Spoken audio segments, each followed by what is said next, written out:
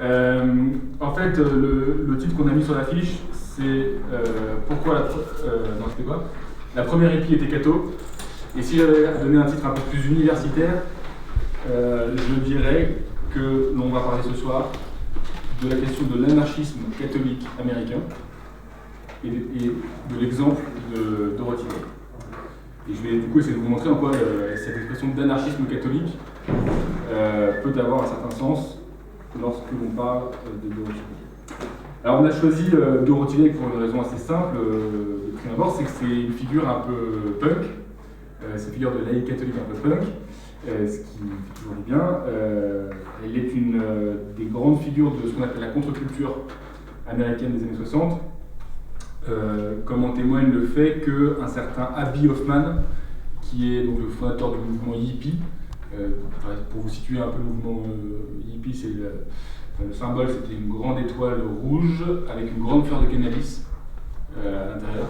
Donc ce Abbie Hoffman, c'est celui qui a déclaré que Dorothy Day était la première hippie. Et en effet, Dorothy Day a vécu un mode de vie communautaire, comme beaucoup en ces années 60, mais elle l'a vécu dès les années 31-32. Et elle s'est engagée dans des mouvements anti-guerre, anti-impérialistes. Et elle a aussi subi un avortement. Et elle a aussi subi plusieurs jours de prison.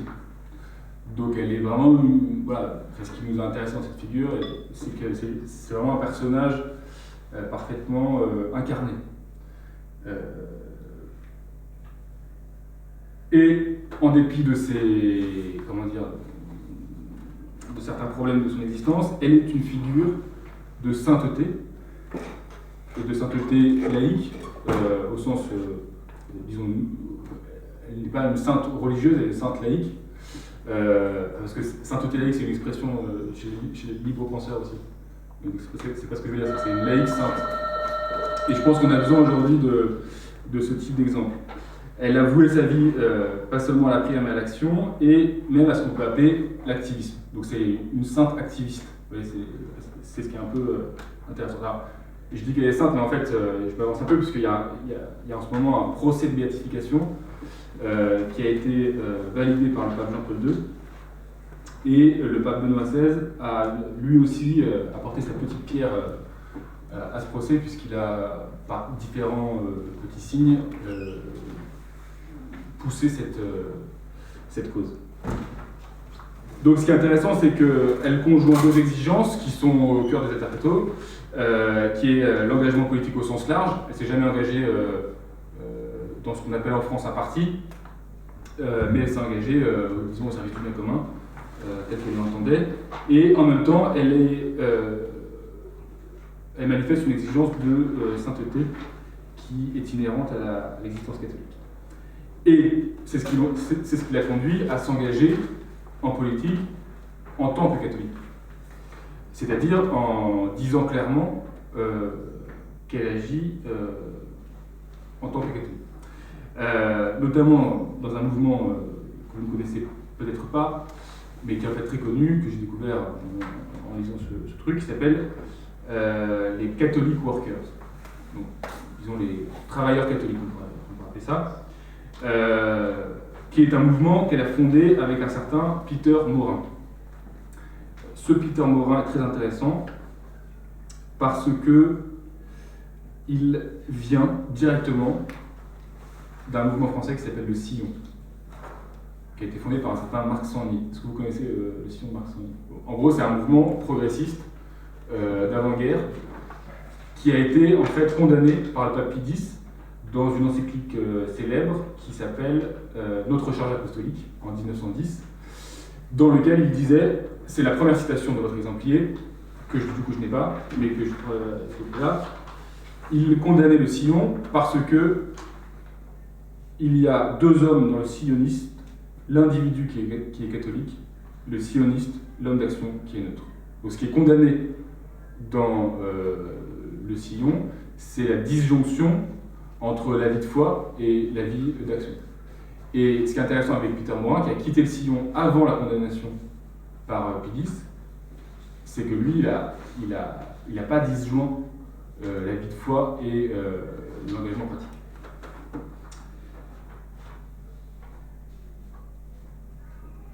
Ce qui signifie que Dorothy Day a cherché à trouver une forme moderne de sainteté, non pas comme retrait du monde, mais comme une manière d'assumer les formes de vie de son époque et de les tourner vers le Christ.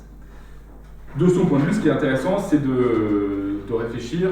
En fait, je fais une longue problématisation parce qu'après, je vais vous raconter sa vie, il y aura plein de petites anecdotes pour donner un semblant de fil directeur à mon propos. Donc, ce qui est intéressant, c'est de penser ce que signifie politiquement une conversion. Parce que Dorothy Day n'a pas toujours été catholique. Elle est née dans une famille épiscopalienne, ou épiscopaliste, je ne sais pas comment on traduit, parce que je parle anglais depuis quelques jours. Elle est née dans une famille épiscopalienne et elle s'est éloignée du christianisme à partir de l'adolescence. Et donc, ce qui est intéressant, c'est de savoir ce que change sa conversion dans ses engagements politiques, adolescents et étudiants. Est-ce que sa conversion conduit à les nier? C'est-à-dire, elle est engagée à l'extrême gauche, dans des mouvements, on va le voir, anarchistes. Quelle a été sa position après sa conversion avec ces mouvements anarchistes et communistes et anarcho-syndicalistes? Et en fait, ce qu'on va voir, c'est que ça ne change pas grand-chose. C'est-à-dire que ce qui change, c'est son rapport avec les individus. Elle dit, en devenant catholique, j'ai senti qu'il y avait une distance qui s'était instaurée avec certains camarades. Mais en réalité, les combats qu'elle mène sont strictement les mêmes. Simplement, elle ne les a pas niés, mais elle les a accomplis ou approfondis après sa conversion. Enfin, Dorothy Day est une figure intéressante et qui intéresse, je l'espère, les intercatho, parce qu'elle refuse les clivages politiques préconstruits. Binaire ou ternaire, comme vous voulez. Et en l'occurrence, le clivage politique de l'époque, il y avait évidemment fascisme vs communisme, et il y avait surtout le communisme contre le capitalisme. Et donc elle représente, disons, une sorte de figure transcourant. Alors, en même temps, dans cette position, j'ai employé le mot transcourant, il y a évidemment une embûche, c'est ce qu'on pourrait appeler l'éclectisme, c'est-à-dire d'être un peu partout et en fait de n'être nulle part. Et elle a essayé de développer une position propre. Et sa position propre, c'est que son engagement politique est un engagement catholique. Donc elle a promu une position qui est en quelque sorte ni capitaliste ni communiste, disons ni droite ni gauche, mais qui n'est pas un éclectisme et qui n'est pas une position, je ne sais pas comment on peut dire, un peu nihiliste, en fait c'est le système, tout est pourri. Mais elle a affirmé une position propre et je pense que c'est quelque chose qui est très important aujourd'hui, c'est-à-dire le fait que les catholiques se définissent dans l'espace public proprement et pas toujours par rapport à d'autres positions qui seraient le communisme et le capitalisme chez Dorothy Day. Donc, ce qui est intéressant, c'est que Dorothy Day est un exemple de ce que le pape François appelle dans Evangelii Gaudium au paragraphe 102, la mise en œuvre de l'évangile en vue de la transformation de la société. La mise en œuvre de l'évangile en vue de la transformation de la société. Ça, c'est une phrase du pape François que je trouve complètement dingue, qui est extrêmement lourde de sens, et qu'on va vraiment manifester chez Dorothy Day, qui donc nous permet de poser la question comment le catholicisme est un vecteur d'engagement politique. Alors je pourrais peut-être faire une petite distinction un peu péteuse, qui serait qu'elle n'est pas seulement la source, enfin son catholicisme n'est pas seulement la source de son engagement, mais elle est la matrice. Une petite distinction entre la source et la matrice, c'est-à-dire que c'est pas juste la foi qui va animer ensuite son engagement politique. Ça serait le cas du sillon. Alors, on est catholique et ensuite on est neutre dans l'engagement politique. Donc là, c'est le paradigme de la source. Chez elle, c'est la matrice. C'est-à-dire que tout l'engagement est structuré et affirmé comme catholique. Et donc, s'il fallait trouver un fil directeur à mon propos, qui va vous parler de la vie et de la pensée de Dorothy Day. En fait, on peut voir comment son anarchisme a préparé son catholicisme politique. Et comment, en retour, son catholicisme s'est nourri de ses positions anarchistes initiales. Je parle depuis combien de temps? J'ai commencé à quelle heure? Avant. Oula, ça fait que 10 minutes. Donc, je vais en fait vous raconter sa vie un petit peu, enfin beaucoup en fait. Je pense que c'est plus facile de rentrer dans un personnage en vous racontant sa vie, et ensuite je vous mentionnerai quelques thèses assez marquantes et assez, il faut le dire, originales pour son époque. Donc Dorothy Day est née en 1897 et elle est morte en 1980. Donc vous voyez que rien que par ces dates, on voit qu'elle est un témoin absolument privilégié du XXe siècle. Elle a, pour vous donner un petit exemple, elle a rencontré des personnages aussi différents que Trotsky et Mère Teresa.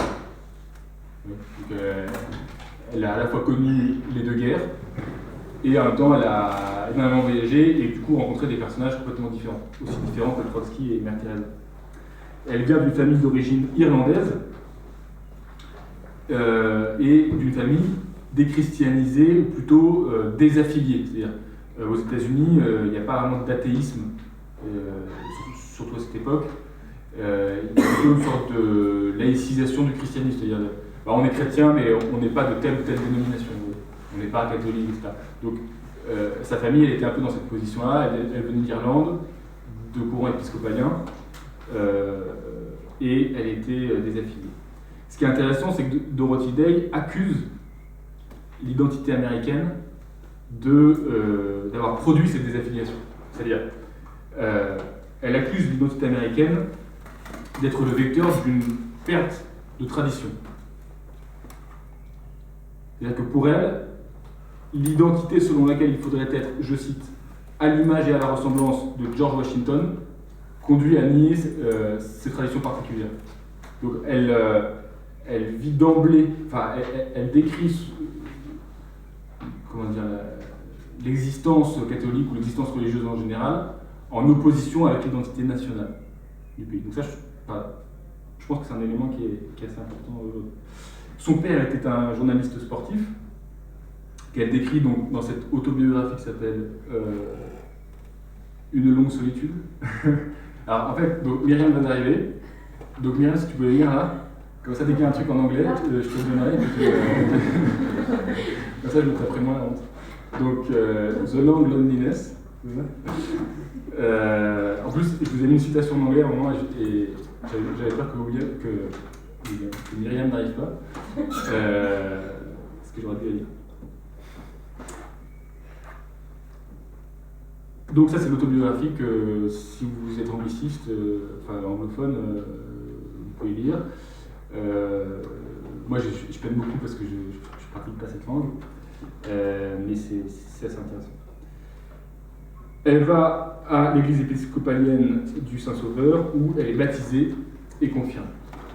Elle découvre le mouvement anarchiste à l'université, notamment à travers la lecture d'un certain Frank Harris, qui a écrit un roman sur un épisode célèbre de l'histoire américaine, qui est le massacre de Haymarket, qui a eu lieu le 4 mai 1886.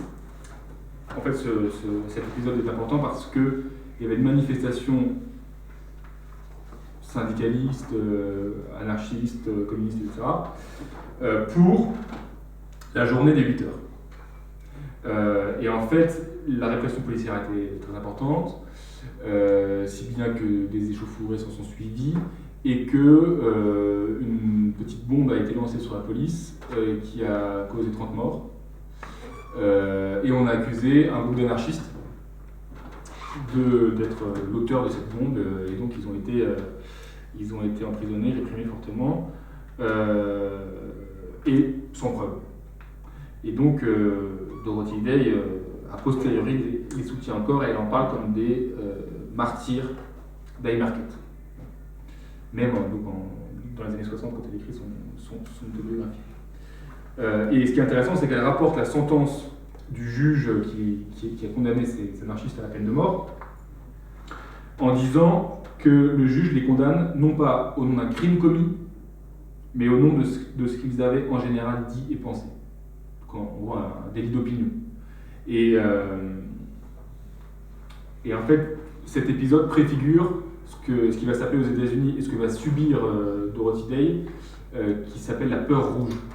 Qui donnera, il y a une première peur rouge, donc c'est la peur des rouges, si vous voulez, la peur des communistes, qui donnera ensuite lieu à ce qu'on appelle le macartisme, qu'on considère comme la deuxième peur rouge, un peu plus tard. Et donc vous voyez que Dorothy Day, à cette époque, elle vit dans une ambiance anarchiste, et elle dit Peter Kropotkin et Vera Figner étaient à cette époque mes compagnons. Donc, Kropotkin, c'est un anarchiste, un communard, géographe, qui est un des penseurs les plus intéressants de cette mouvance. Et elle dit même, Kropotkin particulièrement me fit prendre conscience de la situation critique des pauvres, des travailleurs, et quoique ma seule expérience des plus démunis était dans les livres,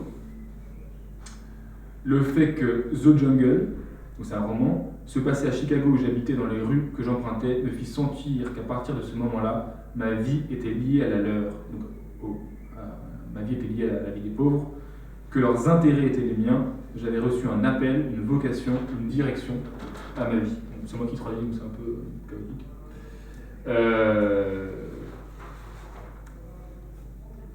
Voilà. Ensuite, il y a un épisode très important dans la vie de Dorothy Day, c'est le tremblement de terre qu'elle a subi avec sa famille quand elle était enfant, en 1906, qui est le fameux tremblement de terre de San Francisco, qui est en fait la première expérience politique de Dorothy Day, puisque suite à ce tremblement de terre, naît entre les gens de la zone où elle habitait, de la région en général, une solidarité qui était une solidarité, comment dire, radicale, à tel point que les gens s'entraidaient tous et se sacrifiaient tous les uns pour les autres. Pourquoi est-ce que c'est une expérience fondamentale pour Dorothy Day ? Parce que c'est ce qui va la rendre hostile à ce qu'on pourrait appeler l'humanitarisme. C'est-à-dire un mode de solidarité qui est en fait détaché du pauvre.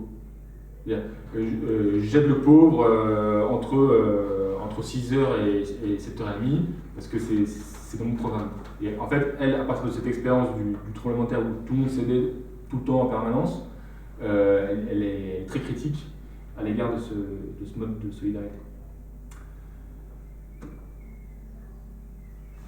Donc elle dit par exemple « Je voulais que toute maison soit ouverte aux boiteux, aux paralysés et aux aveugles, comme cela s'était produit après le tremblement de terre de San Francisco. Car c'est seulement à ce moment-là que les gens vivent vraiment, en aimant vraiment leurs frères. Dans un tel amour se trouve la vie abondante, et je n'avais pas la plus petite idée de comment la trouver. »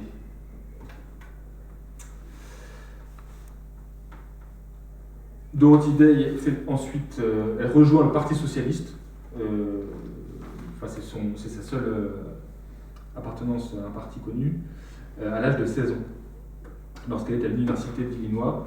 Elle fait ensuite des petits boulots, des ménages, des babysitting, et elle se met à écrire des articles sur la condition étudiante. Ensuite, elle part pour New York, où elle travaille pour une revue qui s'appelle Call, on peut traduire par appel. Non. Non, je vais dire un micro dans la tête, c'est pour ça. Ah d'accord, je voulais quoi. Cool. Oui, c'est ça. Ah oui, ok. Qui est une revue socialiste dans laquelle il y a des proto-communistes et des petits groupes d'anarchistes. Day lit Kropotkin, et elle rapproche d'ailleurs Kropotkin du distributivisme dont on a parlé la dernière fois, en disant par exemple, donc c'est votre citation 3, en fait la citation 2 je viens de la lire mais j'ai dit un petit bout pour aller plus vite. Donc elle dit « Kropotkin aspirait au même type d'ordre social qu'Éric Gilles, l'artiste, que le frère Vincent McNabb, que les dominicains prêcheurs de rue, que j'ai oublié de mettre les queues, que Chesterton, Hilaire Belloc et les autres distributivistes, bien qu'ils auraient été révoltés au nom d'anarchistes, le pensant comme synonyme de chaos et non de self-gouvernement, comme le définit Proudhon. Vous voyez qu'à cette époque, Dorothy Day, elle voit un peu de l'anarchisme partout et elle a cette mauvaise tendance de ceux qui sont transcourants, disons, c'est d'être un peu partout et nulle part. Mais bon, je pense que ce rapprochement entre l'anarchisme de Proudhon et le distributivisme de Chesterton pourrait donner... Distributisme, pardon. J'ai traduit par quoi, du coup? Non, mais il y a pas de traduction. D'accord.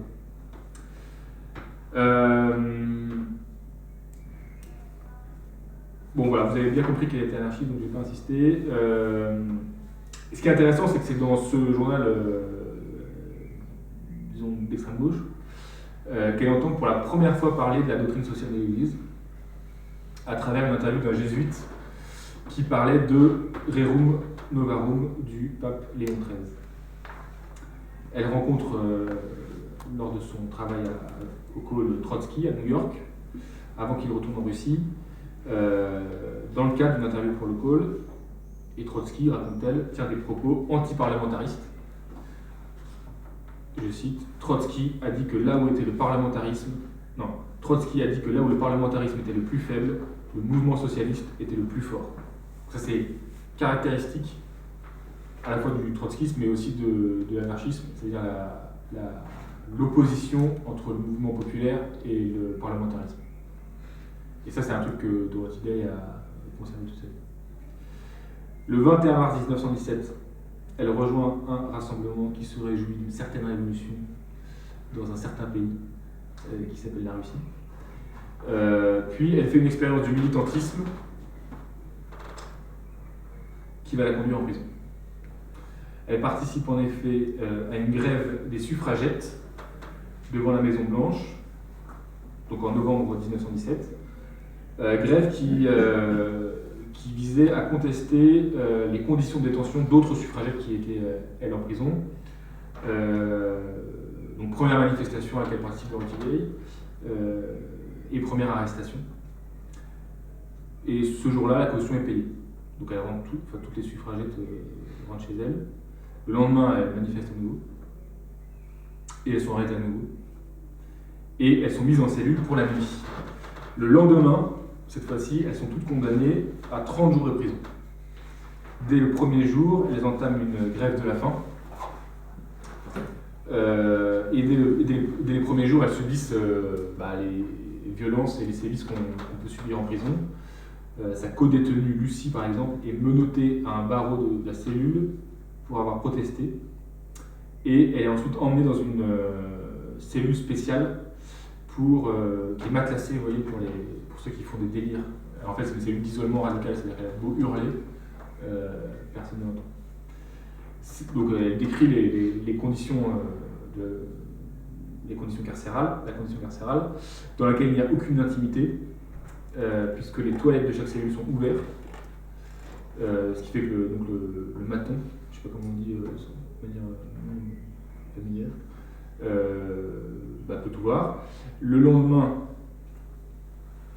donc du coup elles font une grève de la faim, et du coup les services pénitentiaires essayent de les tenter et de les faire manger. Et alors, le lendemain matin, on leur apporte de la nourriture qu'elles refusent toutes. Et alors, pour les tenter encore plus, on leur apporte du lait chaud et des toasts appétissants. Et elles refusent pendant les 10 jours qui vont suivre. Et alors là, on arrive à la citation 4. Et donc Myriam va nous le dire, parce que en fait, je l'ai laissé en anglais parce que je ne savais pas trop comment la traduire, et en plus, je la trouvais assez belle.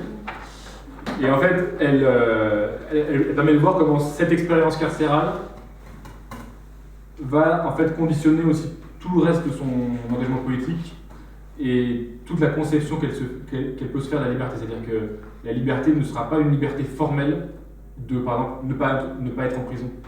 C'est pas juste ça la liberté pour Dorothy Day. Ça va acquérir la liberté dans un sens beaucoup plus profond. I would never be free again, never free when I knew that behind bars, all over the world, there were women and men, young girls and boys, suffering constraint, punishment, isolation and hardship for crimes of which all of us were guilty. Qui n'a pas compris? Okay. Alors Myriam, du coup... Je traduis comme je ne serai jamais plus libre, jamais libre à partir du moment où j'ai su que derrière, que dans les prisons, qu'il y avait dans les prisons partout dans le monde des hommes et des femmes, des jeunes filles et des jeunes garçons qui souffraient, c'est un anglicisme, qui souffraient la contrainte, le châtiment, l'isolation et les difficultés pour des crimes que nous avions tous commis. Et en fait, ce qui est intéressant dans cette citation, c'est que ça implique une définition qu'on pourrait appeler non libérale de la liberté. La liberté n'est pas celle de l'individu, elle est forcément celle du tout. Donc le fait de savoir qu'il y a des individus qui ne sont pas libres empêche d'être soi-même libre.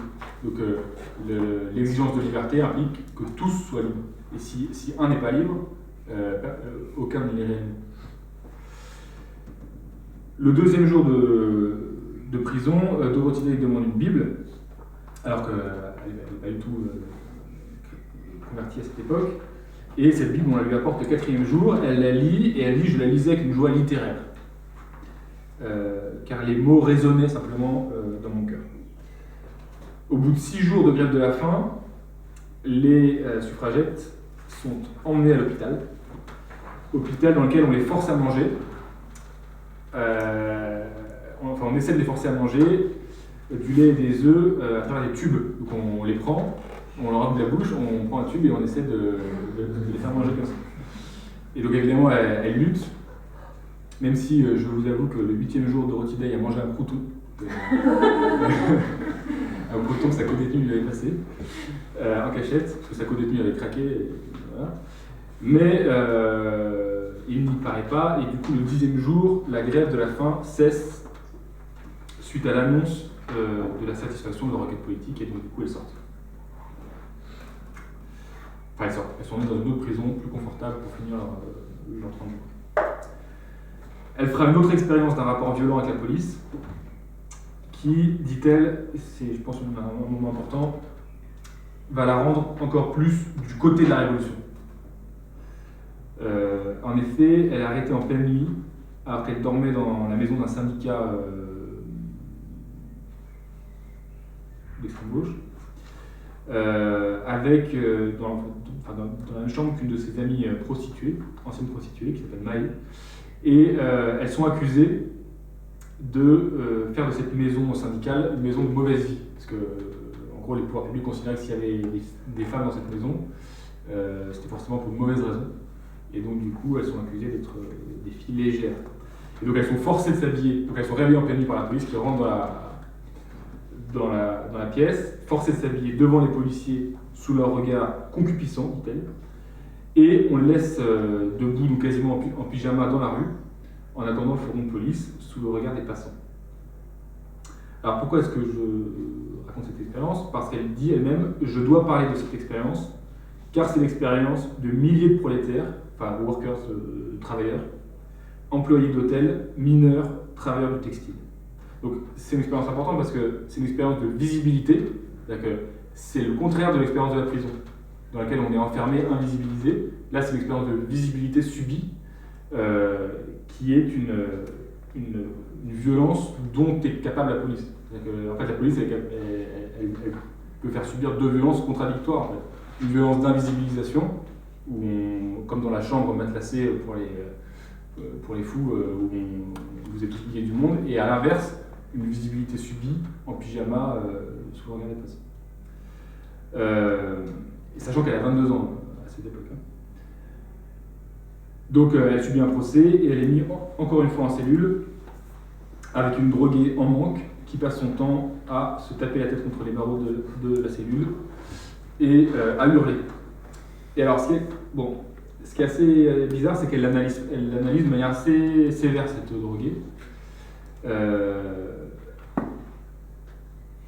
Et elle en fait une critique qui va préfigurer toutes les critiques qu'elle fera ensuite du mouvement hippie, parce qu'elle a un rapport assez ambigu avec la contre-culture, enfin, notamment très critique à l'égard de la libération sexuelle. Et elle dit la folie, la perversité de cette recherche de plaisir, donc qui conduit à la toxicomanie, selon elle, qui est condamnée à être accompagnée par une telle agonie, était difficile à comprendre. Voir des êtres humains aussi torturés par leur propre volonté fait sentir la profondeur du désordre du monde. Je sentais la tristesse du péché. Oui, enfin, là, en fait, ce qui est intéressant, c'est que ça préfigure une critique, encore une fois, du libéralisme, mais sur un autre plan. C'est-à-dire que la liberté peut s'aliéner même pour Dorothy Day. Et ça, c'est évidemment une anthropologie assez chrétienne. Elle vit ensuite, une fois sortie de prison, dans la pauvreté. Elle fréquente, encore une fois, des anarchistes, pas tellement marxistes, mais elle va de plus en plus souvent à l'église. C'est d'ailleurs assez bizarre. Elle y va simplement pour se mettre à genoux, sans avoir, dit-elle, la conscience de prier. Elle aide les pauvres. Elle travaillera dans un hôpital qui soigne les personnes âgées. Et elle y rencontre une catholique, Miss Adams, qui l'emmène à la messe.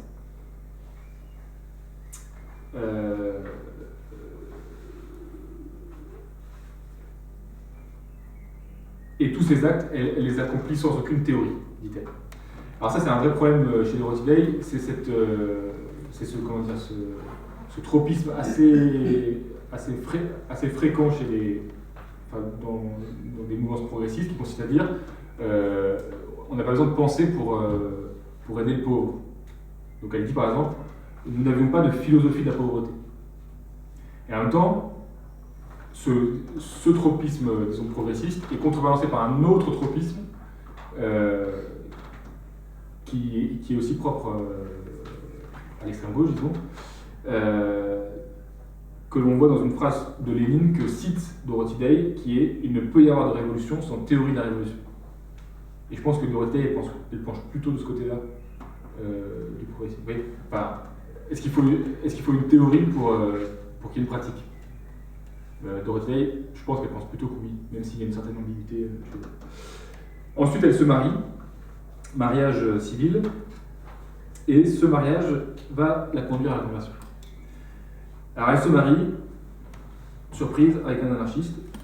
Elle dit « L'homme que j'aimais, avec qui je commençais une vie commune de couple marié, était un anarchiste d'origine anglaise et biologiste. » C'est un certain Forster, qui lui fait découvrir la nature. Donc ce qui est intéressant, c'est qu'elle dit qu'elle connaît avec ce Forster un bonheur qu'elle appelle un bonheur naturel qui va la conduire à la conversion. J'étais très heureuse, mais tout mon bonheur me faisait savoir qu'il y avait un plus grand bonheur à obtenir dans la vie, un bonheur que je n'avais jamais connu. Je commençais à penser, à peser les choses, et c'est à ce moment-là que je commençais consciemment à prier plus.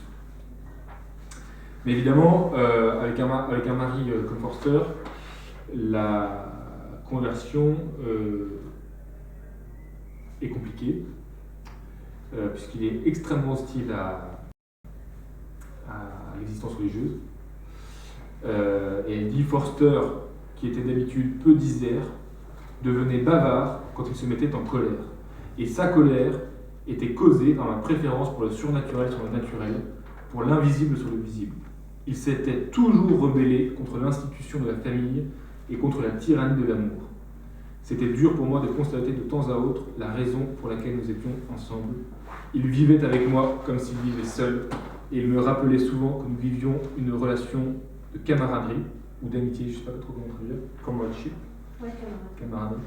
Parce que la camaraderie, ça fait un peu, allez, on va au bar. En fait, comradeship, ça fait appel aussi aux communistes. Ouais. C'est le terme. Ouais, voilà, c'est ça. Ouais. Camarade. Ouais, mais camaraderie, c'est pas la même connotation. Ouais. Bon, voilà, enfin, oui. Nous vivions une relation de comradeship plus qu'un mariage.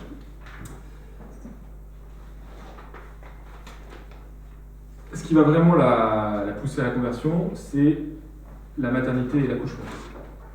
Donc, c'est une expérience que je n'ai pas moi-même vécue encore, donc je vais juste vous rapporter les propos de Dorothy. En effet, suite à la naissance de sa fille, elle veut, dit-elle, écrire cette joie à un magazine ouvrier. Donc, en fait, elle accouche, elle ressent une immense joie, et elle dit « Je voulais écrire cette joie pour un magazine ouvrier, parce que c'est la joie qu'une femme connaît, quel que soit son niveau de pauvreté, sa classe ou son emploi. » Je cite encore, l'article a tellement plu, donc du coup elle écrit un article pour un journal prolétaire ou ouvrier, je sais pas comment dire. L'article a tellement plu à mes amis marxistes qu'il a été repris dans le monde entier dans des journaux ouvriers. Diego Rivera, donc c'est un peintre communiste très célèbre, lorsque je le rencontrai 4 ans plus tard à Mexico, me félicitait encore pour cet article. Mike Gold, qui à ce moment-là était éditorialiste au New Massive, qui est pareil un journal très important, me dit qu'il avait été imprimé dans beaucoup de journaux soviétiques et que j'avais quelques roubles qui m'attendaient à Moscou. Je ne sais pas si elle allait chercher. Donc sa fille s'appelle Tamar Teresa.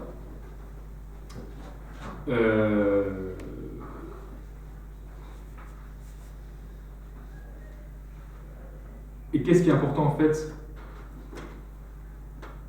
dans ce moment, c'est que à ce moment-là, elle comprend que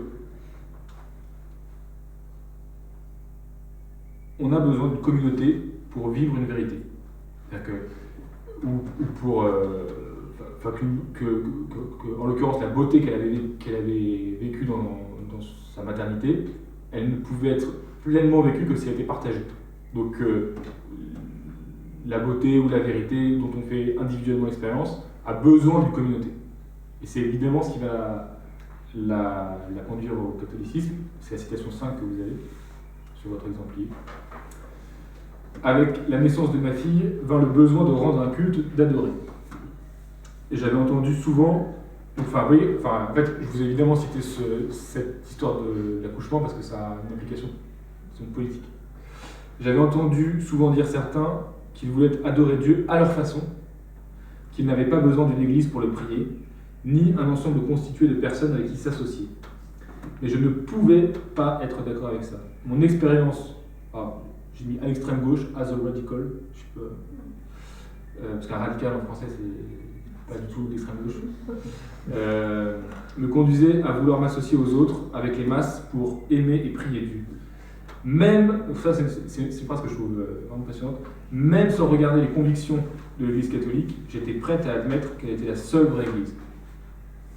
Ouais, en gros, ce qui a fondamentalement attiré dans le catholicisme, c'est de lier la vérité avec la communauté.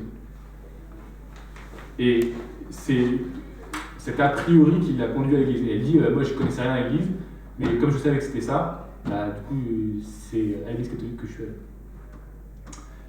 Et pourtant, elle ne connaissait, dit-elle, aucun catholique à ce moment-là avec qui parler. Elle croise un moment une sœur de la charité dans la rue, et elle lui demande, elle la croise, elle ne l'a jamais vue, elle lui dit, elle l'aborde, et lui dit comment faire pour baptiser ma fille. Et elle pensait qu'elle allait lui dire, mais pourquoi tu me parles, etc. Et donc la sœur lui dit, ah oui, alors comment faire pour baptiser ta fille. Elle n'est pas du tout surprise, et du coup elle se fait embarquer dans son église.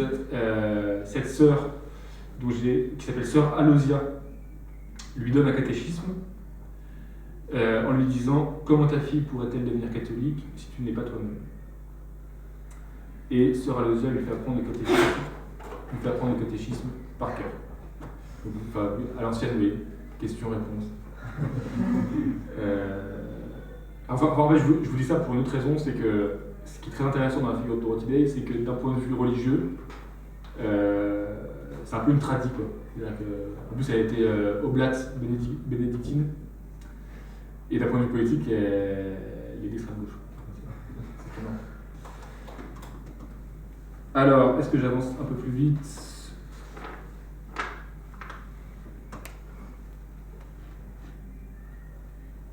Évidemment, du coup, Dorothy Day se convertit, elle quitte son mari, suite à une crise de nerfs qu'il a conduit à l'hôpital. Même si en fait, son biographe dit qu'ils resteront amis toute leur vie. Mais en fait, ça c'est ce qui est un peu problématique. C'est que son catholicisme l'a conduit à pas à divorcer, parce qu'elle n'a pas divorcé, mais à se séparer de son mari.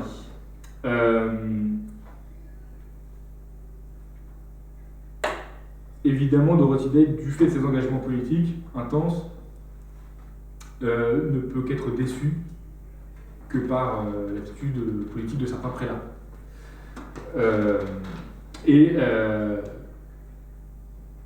Elle fait l'expérience d'une réalité pitoyable de l'Église visible,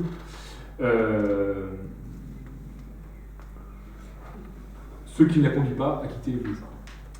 Elle a une phrase assez intéressante.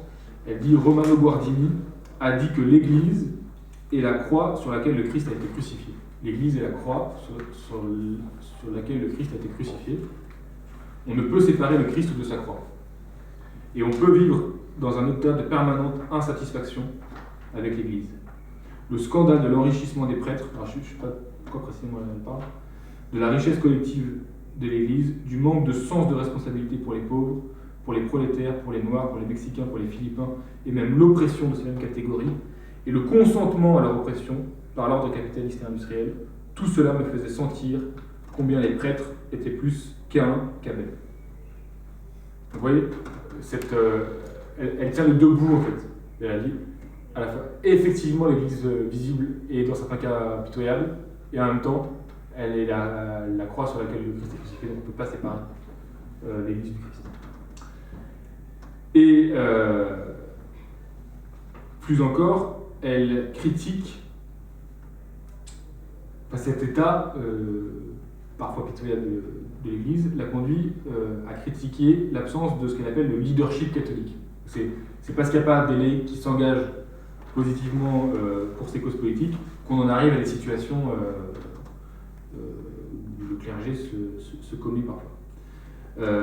Et elle critique très fortement une phrase que le pape Pie XI avait dite au cardinal Cardigan, si on dit comme ça, à propos des organisations ouvrières en Belgique. Il avait dit « Les travailleurs du monde sont perdus pour l'Église ».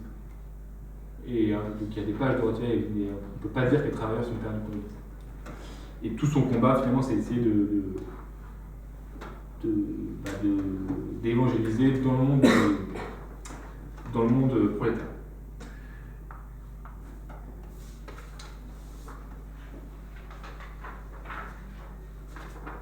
Dorothy Day finalement se rend compte qu'elle ne connaît pas vraiment d'autres catholiques engagés en politique, et elle va à la rencontre d'un certain Peter Morin, avec qui elle va fonder les Catholic Workers, dont je vais vous parler maintenant.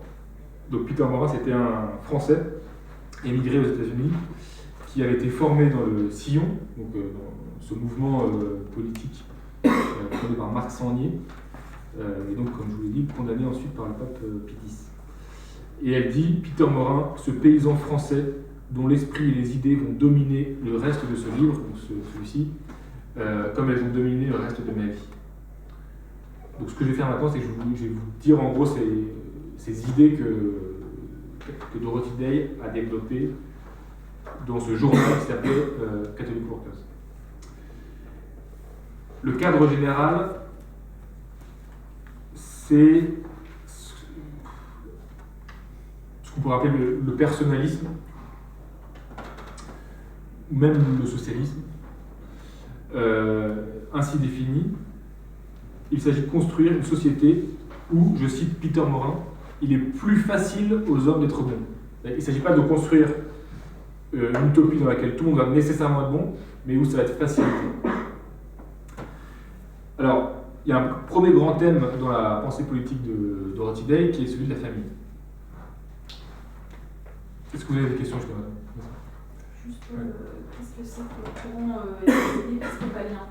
C'est un peu comme si on savait tous, mais peut-être que... Ah non, mais... Moi, j'aime beaucoup comprendre. Ah merde, je beaucoup comprends de pas. droits. Comme quoi, pardon? Je partais. Ah bon. J'ai pas de crayon, sinon je les aurais compris sur le verre itinéraire. En fait, j'en sais rien. Épiscopat. Elle était irlandaise, donc elle était plutôt d'origine catholique. Non. C'est rien, c'est des protestants. C'est un truc protestant. Ça m'évoque le protestantisme, Ouais. mais c'est tout une question entre protestants. Ouais, en fait, c'est que j'imagine. Enfin, quand je dis pas, c'est que je sais pas. Non, en tout cas, c'est une famille protestante, et puis Voilà, voilà. c'est une famille protestante. La rencontre avec Peter Morin s'est faite en quelle année à peu près Je crois que c'est dans les années 30. Milieu des années 30 ou... Non, début des années 30. Début des années 30, Ouais. ça c'est formidable. Ouais. Donc, il y a deux aspects dans la pensée de Dorothy Day sur la famille. C'est d'abord une critique de la famille. Donc, vous savez qu'elle a participé au mouvement des suffragettes, donc elle avait un engagement féministe assez important. Et le titre même de son autobiographie, donc Une longue solitude, désigne en fait la condition féminine. Puisqu'elle désigne la condition de la mère laissée seule avec ses enfants. Alors j'ai pas pu vous mettre la citation que je vais vous dire maintenant, mais qui décrit cette situation. J'étais seul, donc en fait c'est la situation de Dorothy Day qui doit s'occuper toute seule de ses enfants, parce que son mari est toujours en train de pêcher ou alors parfois il part, on sait pas trop où il est. Pêcher des poissons. D'accord. Donc elle dit « J'étais seule, mortellement seule, et je découvrais alors, comme je découvrirais bien souvent, que les femmes surtout sont des êtres sociaux, qui ne se satisfont pas d'un mari et d'une famille, mais qui doivent avoir une communauté, un groupe, un échange avec les autres. Un enfant n'est pas assez pour une femme. Un mari et des enfants, même s'ils vous donnent beaucoup d'occupations, ne suffisent pas. Jeunes et vieilles, même dans les années les plus occupées de notre vie, nous les femmes en particulier, souffrons d'une longue solitude. Longue loneliness. Les femmes peuvent s'en aller et devenir des... Alors là, j'ai pas su traduire, elle dit desert fathers, des hommes désertiques. Oui, des pères qui partent, qui Voilà. abandonnent. Mais il n'y a pas de desert mothers. Il n'y a pas de mères qui abandonnent. Voilà. Donc,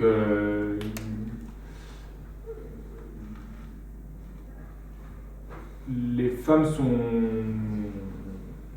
Enfin, je sais pas, à vrai dire, je sais pas pourquoi elle dit ça, mais ne peuvent pas abandonner leur foyer, alors que les hommes, eux, ils sont beaucoup plus légers avec ça, ils abandonnent leur foyer. Et paradoxalement, en étant liées aux enfants dans le foyer, elles sont laissées, elles sont abandonnées à cette longue solitude. C'est-à-dire qu'elles sont coupées de la communauté, en fait. Donc, pourquoi est-ce que c'est une critique de la famille en soi? Parce que ça montre que la famille ne suffit pas pour qu'il y ait société. Et que la famille a besoin d'être dépassée par une communauté plus large et de s'inscrire dans une communauté plus large. Néanmoins, évidemment, Dorothy Day défend la famille et elle la défend face à son ennemi principal qui est le capitalisme. Dans un article qui s'appelle « La famille contre le capitalisme », qu'elle écrit en janvier 1936, elle dit que la famille catholique est l'expérience politique première et structurante du reste de l'engagement politique. Donc je cite, « Les coopératives et les syndicats catholiques ne peuvent même pas commencer à exister s'il n'y a pas des catholiques qui vivent leur foi en créant une culture et une tradition vraiment catholique. » Donc ce qui est premier, c'est la vie dans ce qu'elle appelle famille catholique, et qui pour elle n'est pas synonyme de famille traditionnelle. En effet, elle dit que cela passe par la recréation de la famille catholique, qui est pour Dorothy Day une micro-société. Donc, j'insiste bien, elle dit qu'il s'agit d'une recréation, et pas de poursuivre une tradition. Puisque pour Dorothy Day, la famille catholique n'est pas un acquis des siècles, mais une exigence toujours renouvelée, et une exigence qui a une dimension politique d'opposition à la fois au marxisme et au capitalisme. C'est la citation 6 que vous avez. Le communisme marxiste a été condamné par les catholiques pour sa destruction de la vie de famille. Mais alors que faire du capitalisme qui crée un nombre croissant de prolétaires vivant à un niveau tel d'insécurité et de misère qu'il rend une vie de famille décente impossible. Vous avez le petit thème de la common decency qui affleure, qui est assez intéressant. Et ce qui est important, c'est que pour Dorothy Day, la famille est un vecteur révolutionnaire. Elle dit que la vie de famille est la forme de propagande la plus puissante et la plus résistante. Ce qui implique que l'Église catholique, pour elle, doit mettre en place des maternités catholiques, des hôpitaux, pour, je cite, les pauvres qui essaient d'observer les enseignements de l'Église contre le contrôle des naissances et pour la fondation de familles en dépit des circonstances économiques. Donc la manière dont on fait famille et la manière dont on considère la famille enveloppe tout un modèle de société. Elle critique la libération sexuelle des années 60, mais pas à partir d'une pudibonderie bien pensante, mais à partir de l'exemple de Cuba, donc d'un exemple communiste. Elle dit « Cuba est un exemple de puritanisme marxiste-léniniste. Pas de maison de prostitution, pas de casino. Quand on apprit que Fidel Castro avait peut-être une maîtresse, les étudiants avec qui je parlais lors de ma visite à Cuba en septembre 1963 avaient l'air choqués. Ils ne devraient pas avoir le temps pour ce genre de futilité, disait-il. » Donc là, elle se sert de ce qu'il y a dans la tradition communiste pour critiquer la libération sexuelle. Et dans le même texte que je viens de citer, donc, qui est écrit en 63, elle développe ce qu'on pourrait appeler aujourd'hui une théologie du corps, dont je ne vais pas trop parler parce que je vais m'acheminer à la conclusion, mais où justement elle critique la libération sexuelle au nom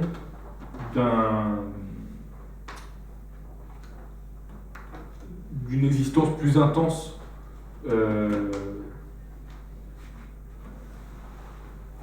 dans des rapports plus ordonnés. Mais je n'ai pas envie d'entrer dans cette question. Dorothy Day défend le droit de grève dans un article qui s'appelle « Est-ce que faire la grève est un crime ?»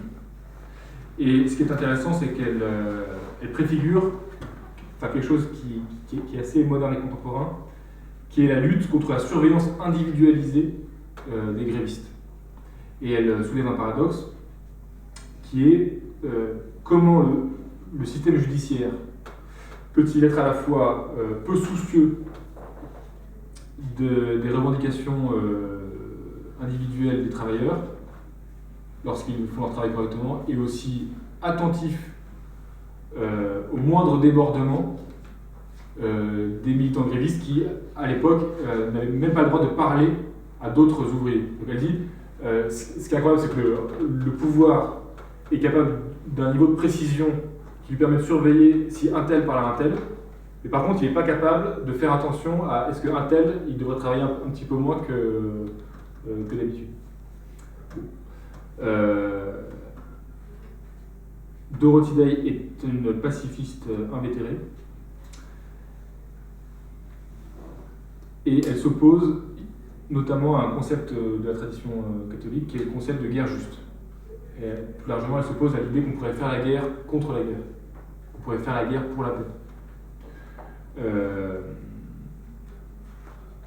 Et elle écrit un texte en mai 1936, au moment de la guerre d'Espagne, qui est pour elle un conflit assez torturant, puisque ça oppose en gros ses amis politiques à ses amis religieux, en très gros.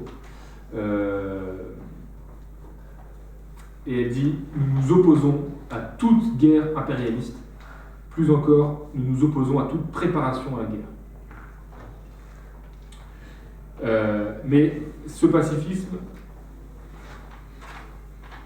doit être un pacifisme héroïque, dit-elle. Il faut de l'héroïsme pour être pacifiste, et nous pressons notre lecteur de bien considérer le pacifisme dans cette optique. Un pacifiste qui est prêt à endurer le mépris, l'indifférence, l'ignominie de la prison, la douleur des coups de fouet, la crainte de la mort, ne peut clairement pas être un lâche effrayé par la douleur physique. Elle retourne en fait l'argument qui est opposé au pacifisme, qui consiste à dire en fait c'est de la lâcheté. Bah non, vu ce que subissent les pacifistes, c'est pas du tout de la lâcheté. Ce qui la conduira à s'opposer également à l'engagement des États-Unis dans la Seconde Guerre mondiale. Elle déclare: nous devons commencer une ère nouvelle, nous devons renoncer à la guerre comme instrument de la politique. En fait, je n'ai pas traduit. Nous devons renoncer à la guerre comme un instrument politique. Donc là, en fait, ça c'est une critique de la phrase vous connaissez la phrase, la politique c'est la guerre continuée par d'autres moyens. Je ne sais plus comment ça s'appelle. Clausewitz. Elle dit justement que la politique s'arrête quand la guerre commence. La guerre, c'est plus de la politique, c'est le renoncement à la politique. De quoi ? C'était la diplomatie dans voilà. les États-Unis. Ouais.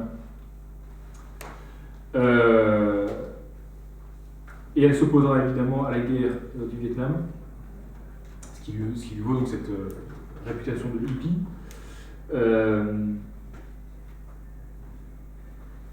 Contrairement à d'autres prélats catholiques, comme un certain cardinal Spellman, qui, lorsqu'il visita les troupes américaines au Vietnam à Noël 1966, déclara: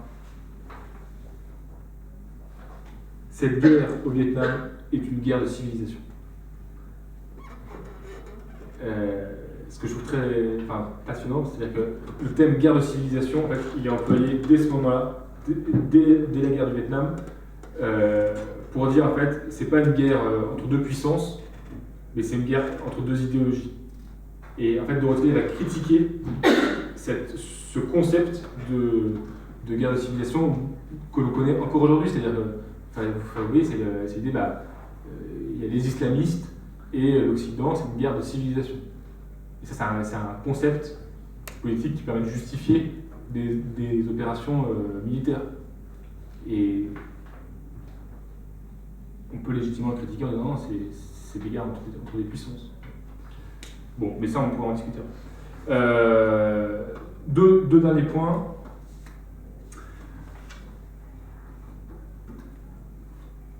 La liturgie est pour Dorothy Day le creuset de l'action politique.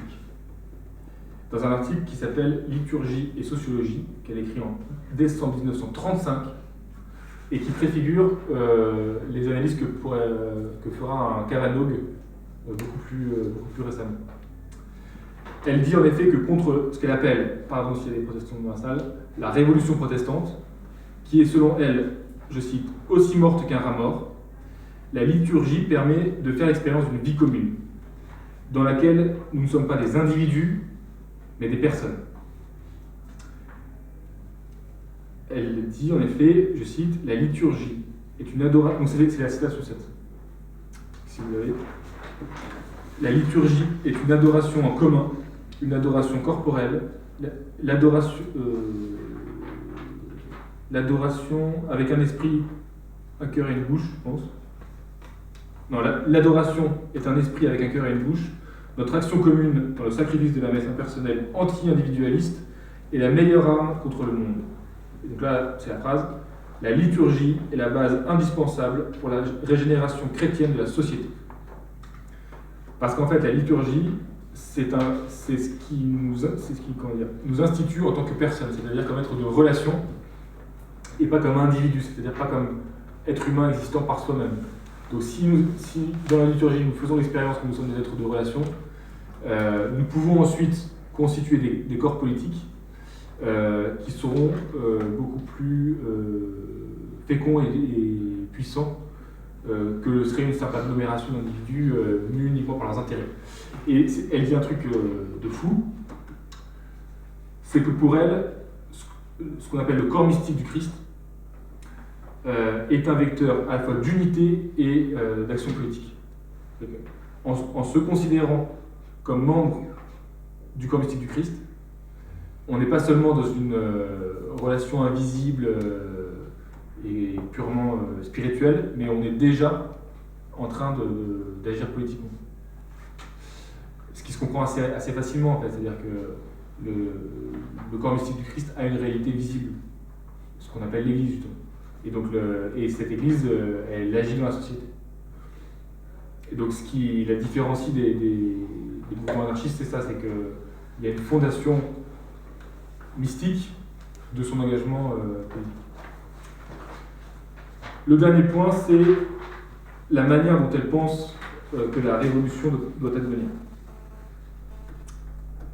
Et c'est une manière qui la rapproche fortement de l'anarchisme ou du communalisme. Dans un article qui s'appelle, alors ça je ne sais pas comment traduire, Forming Commune. Ah, communaliste, pardon.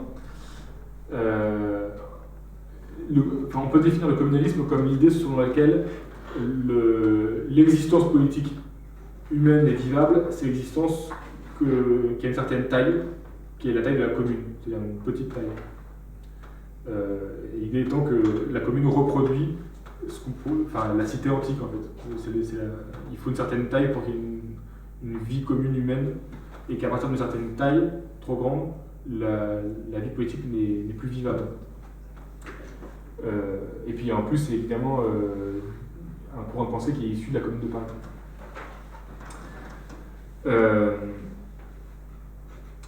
En effet, le mouvement des Catholic Workers n'était pas seulement un groupe d'intellectuels qui écrivaient un journal, c'était aussi des fermes où les gens vivaient en commun, où les familles même vivaient en commun.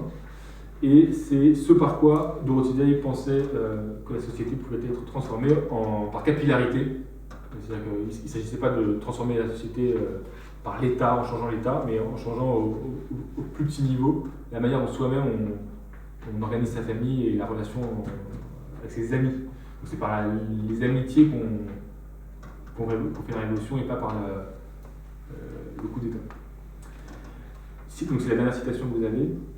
Nous essayons d'appliquer les principes de la révolution personnaliste et communautarienne.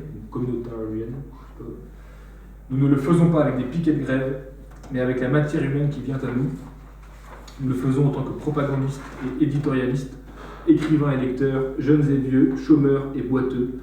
Nous ne nous choisissons pas les uns les autres, mais nous marchons ensemble. Donc, Dorothy Day pense bien faire une révolution, qu'elle appelle ici les révolutions personnalistes, et qui est, et c'est un peu ma conclusion, précisément le personnalisme, l'interprétation que Dorothy Day fait de l'anarchisme. Elle dit en effet: nous n'avons jamais hésité à employer le mot anarchisme. Certains préfèrent personnalisme, mais Peter Morin vint me voir un jour avec dans une poche un ouvrage de Kropotkin et dans l'autre un ouvrage de Saint-François. Voilà, je finis avec ça. Merci.